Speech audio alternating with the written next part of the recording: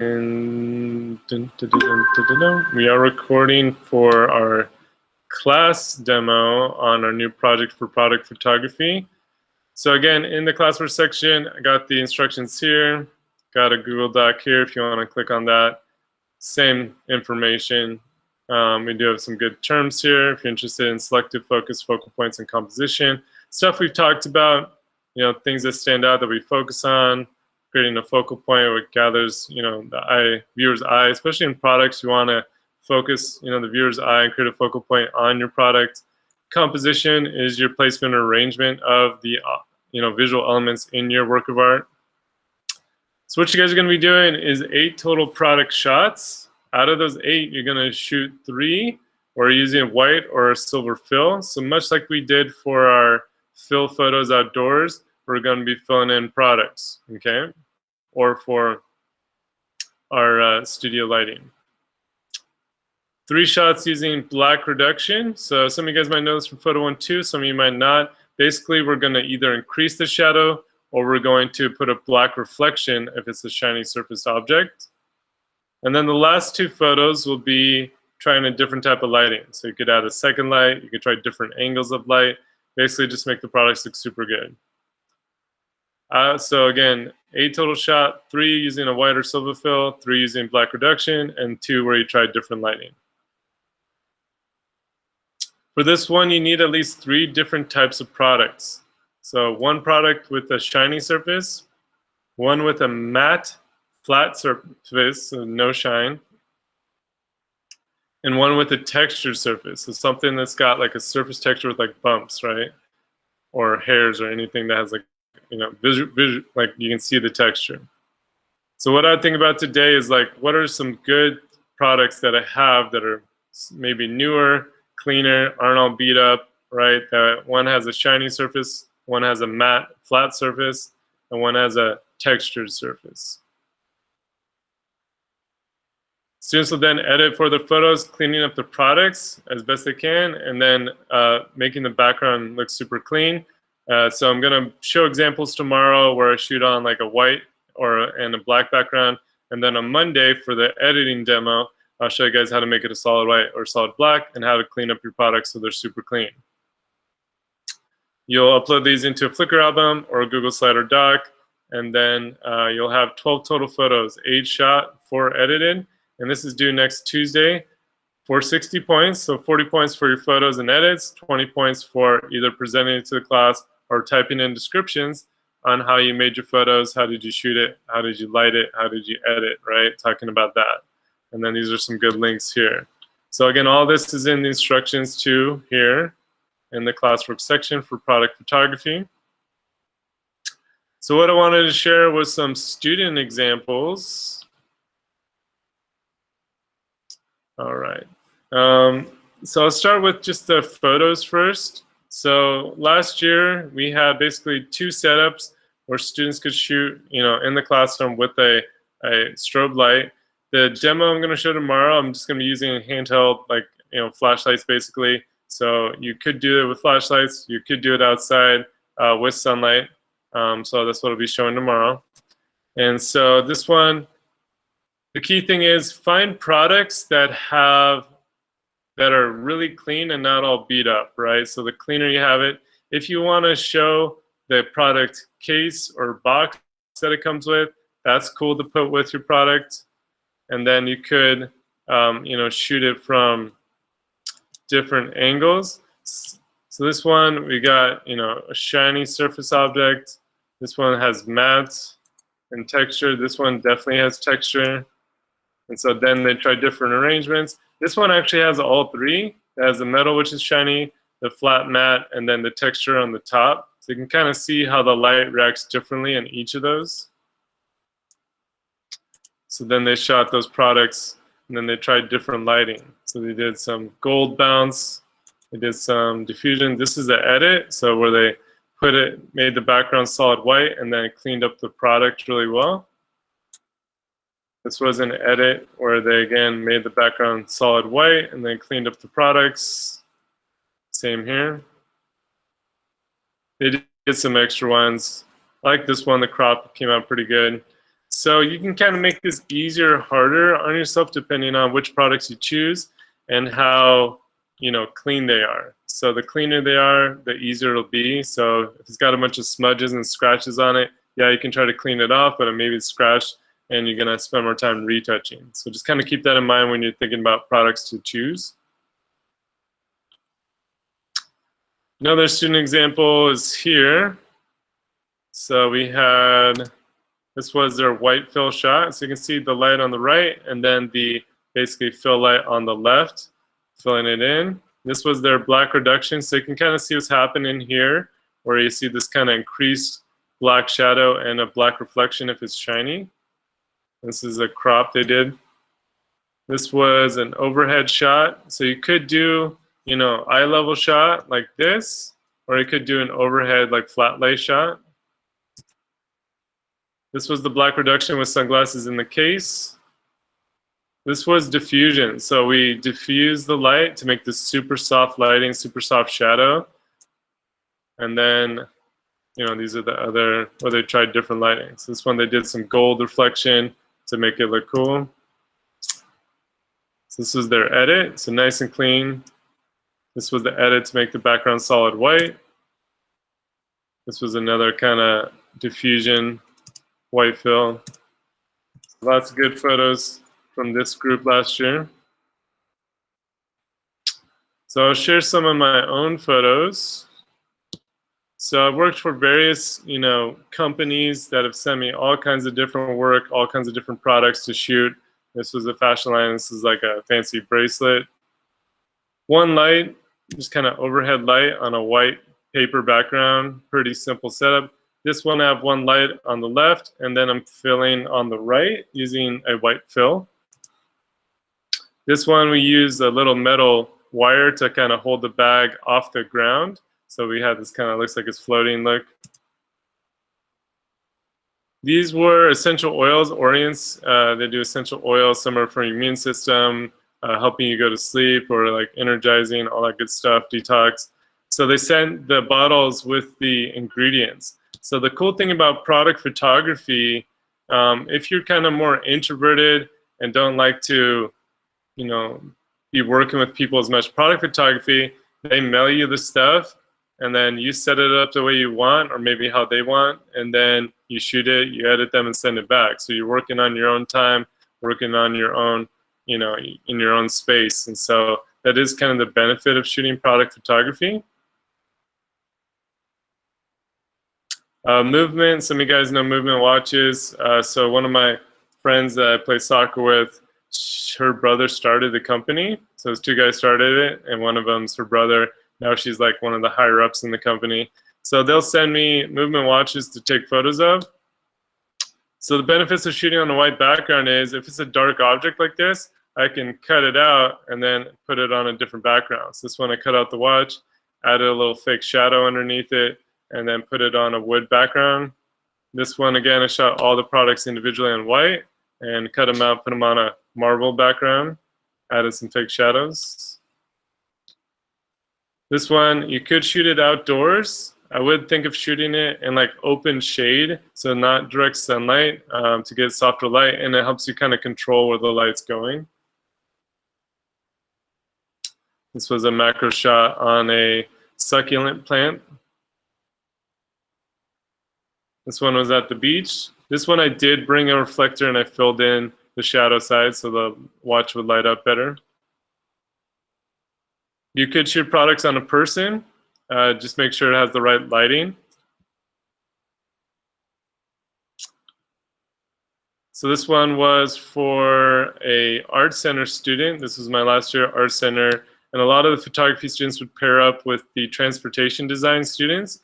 The transportation design students actually design and make cars, and then they get hired by different, you know, automobile manufacturers. So this one was for Honda, and this was a lunar in a car that could drive on the moon. And so he did a design. This was the finished product. The model was probably like, you know, probably like 2 feet wide by like a foot tall. So it was pretty big. He spent probably a couple grand to custom make this. And so obviously he wants really nice photography. So I shot this just with one overhead light, which creates this highlight, and then on the white background. This was a VW concept, so this top part could come off and be more like a dune buggy. And so I wanted to show that. So I basically took a photo with it on and took a photo with it off, and then I made it kind of like a 50% opacity in Photoshop to show the difference. You could do light painting with this one. So if you're interested, you guys did some of that with your long exposures on the last project. So you could do a setup where you have a dark room and then you use a handheld light and then do like a 12-second exposure where you paint the light and you get a control where the light goes and you can move around it, light it. So this was a light painting photo. This one I shot in a studio and then I basically cut it out, put it on. I took a photo of the Coast Highway, added a radial motion blur on the wheels, and then some fake stuff in the foreground, added a car here, and did it like it's moving.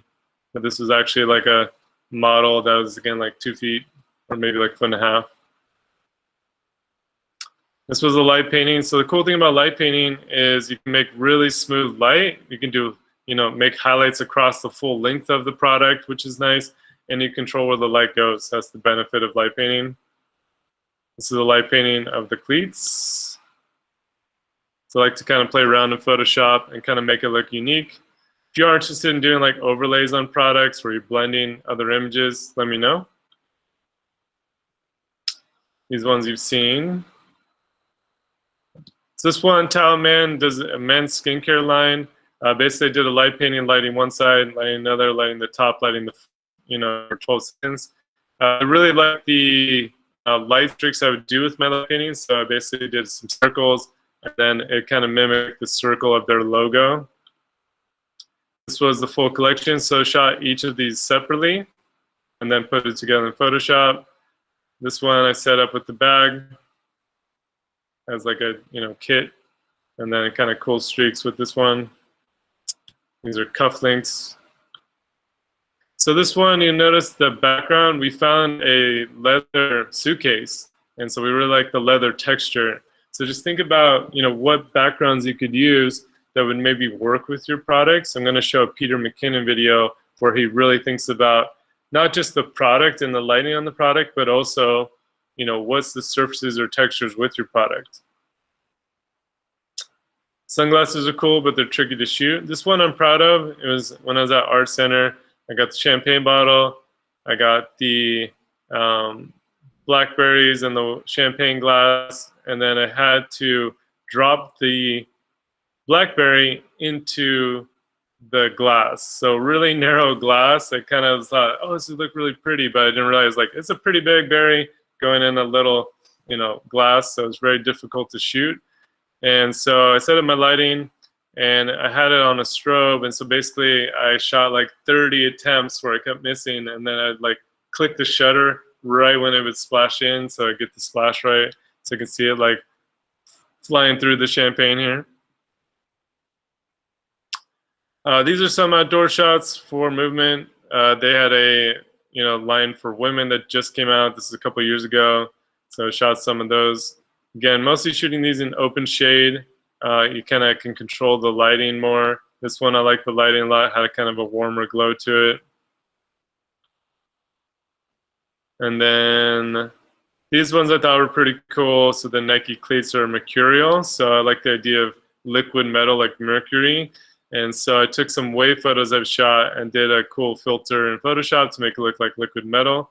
And then doing some kind of treatments on the photos. So cool. All right, so I'm gonna share this product video from Peter McKinnon real quick. All right, guys, so LumeCube just sent me this lighting kit that has completely changed my photography and solved a lot of my lighting problem. It's a 16-piece lighting kit and comes with all. So that's what I use. That's what I'll be using tomorrow is my LumeCube. So you can see this product video, he has a ton of subscribers and tons of views. This video has over 1 million views. If you go to his channel, he's got 5.17 million subscribers. So this dude, he's from Canada. I think why he makes photography so appealing.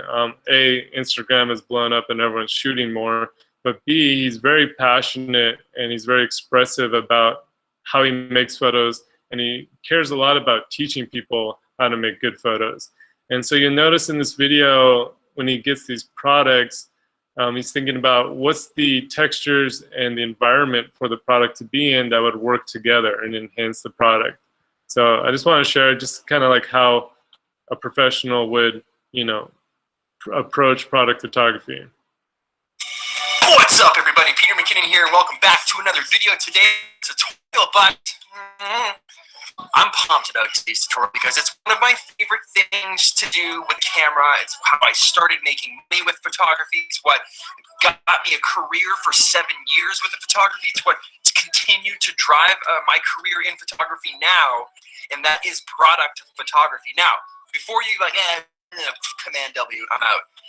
Product photography is incredible. There's so much more to it than just the way it sounds. It doesn't sound exciting. Like if you look, I did a video, I don't know, like 2-3 weeks ago called Night Photography, and I'll link it up there. Night photography sounds cool. It's like, yeah, we're shooting at night. It's dark. It's mysterious. Night photography. But you're like, product photography. You just think of like blue jeans and like white runners and just like mundane things that suck. Like, oh, I'm a catalog photographer, just taking pictures of strollers and hockey nets, and yeah, just doing that. But product photography is amazing. There's so many ways to bring out your creativity and express yourself through the way that you show off a product, right? And that's for whatever it is that you're doing. And there's so many ways to monetize product photography. So that's today's video.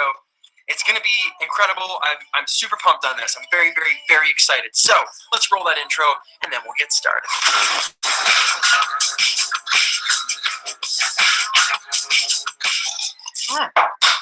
I also realized the beginning of this video was very intense. I came off very, very hot out of the gates, but this is something that, as you can visibly tell, I'm quite excited about. Let me super fast history. I worked for a company for 7 years photographing all their products, okay? This company specialized in making custom decks of cards and different tricks and marketed things to the magic industry, magicians. We would sell to magicians and collectors and people that would collect the decks of cards for the different artists that we had designed them. Super cool job, super creative job with a bunch of really cool down-to-earth people. We had like complete free reign, so it was awesome.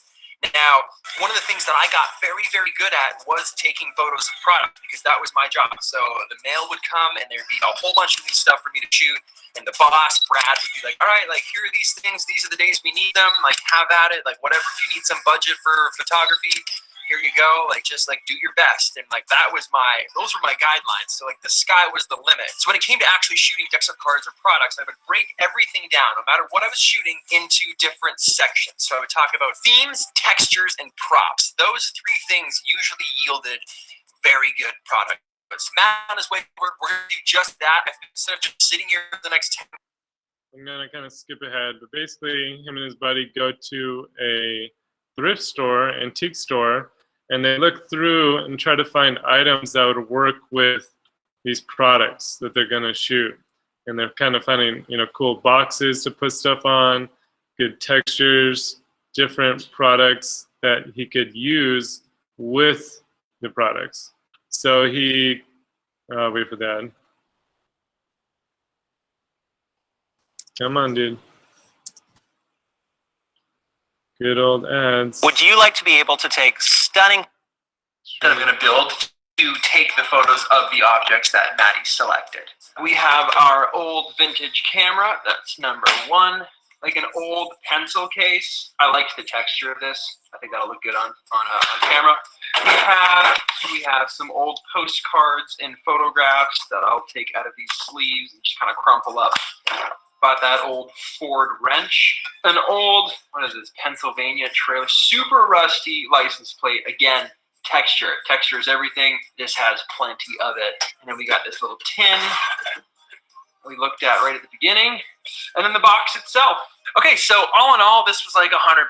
Now, you don't have to spend that much money, but these are props that you will have forever unless you throw them out. So you can reuse them and use them in other photographs and other projects on sets and films. They're props, so you can use them whenever you would need props. The other bonus is I have this crate, so I just keep all this stuff in this crate, throw this in the basement, and then whenever I need something, I can go down there, check, see if I have something that works. If I don't, whatever. If I do, it's probably going to be in this box, which also doubles as its own prop. So now it's time to stylize and set up this shot.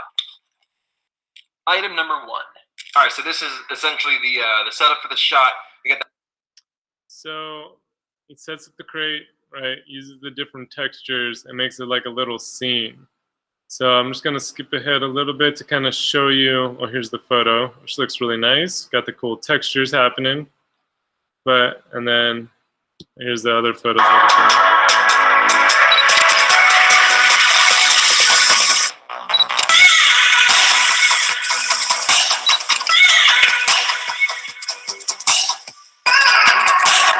So again, as you can see, like I'm not trying to make this video. So you can see here, this is the setup, and he's just using window light, not a separate light, just daytime light. He does have like the blinds pulled down so they're more diffuse. And then he set up his camera so it can actually handle that amount of light, right? And so not super fancy, really just one light source. So you could do this by a window. This is his second setup. He's got the postcards, the license plate. He's shooting the Holga. The Holga is kind of a cool because it has shiny stuff, matte stuff, and textured stuff all in one product. And so you'll see in the photos how it shows Camera, I flipped the box back around, used this as kind of like the back. And again, it's just window light on the side. That's all he's using. Background. Covered the wood at the bottom with this bag, this license plate, and put these on the floor so that you didn't. And that ended up looking the best for me. So this was the overhead flat lay. Again, just the one soft light on the side. You can see in the shiny stuff how it reflects the windows. You get the white highlight. You also get different texture happening because it's at the side. You'll notice that when you change the angles to the light, how you get the texture to really pop up.